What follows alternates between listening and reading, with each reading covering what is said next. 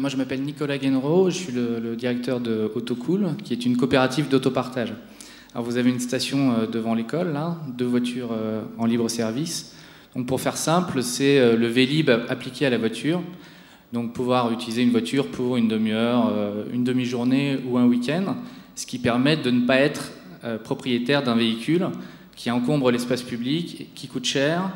Et en général, quand vous êtes propriétaire d'un véhicule, vous avez tendance à surconsommer, puisque pour des trajets de 5 km, par exemple, vous allez prendre la voiture, alors qu'un autopartageur prendra le vélo ou les transports en commun.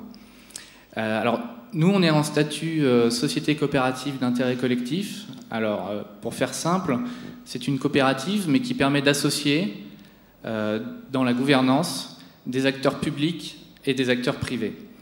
Donc, les actionnaires d'Autocool sont des usagers qui utilisent les voitures tous les jours, des salariés, des entreprises privées de type Keolis, qui est l'opérateur de transport public local, mais aussi le Crédit Coopératif, qui est notre banque, et des collectivités comme la CUB ou la mairie de Bordeaux.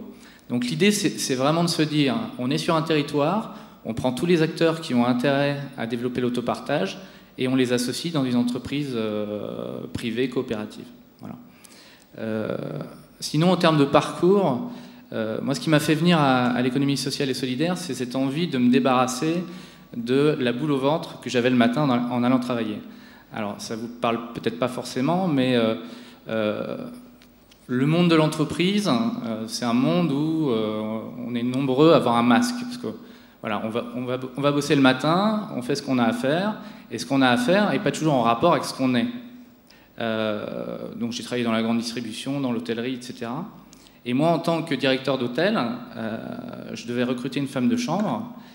Donc j'avais le choix entre recruter une personne à temps plein ou 2 personnes à mi-temps avec des horaires variables. Un mi-temps au SMIC à horaire variable, c'est de la pauvreté.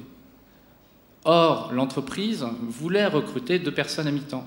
Donc là, c'est caractéristiquement le genre de décision où, pour le jeu de l'entreprise, il faut prendre de mi-temps, mais au niveau sociétal, c'est une catastrophe. Donc je crois que l'entreprise, enfin la caractéristique de l'entreprise privée classique, c'est ça. C'est que les décisions qu'on prend en interne sont des décisions qui sont parfois bonnes pour l'entreprise, mais qui peuvent être mauvaises pour la société.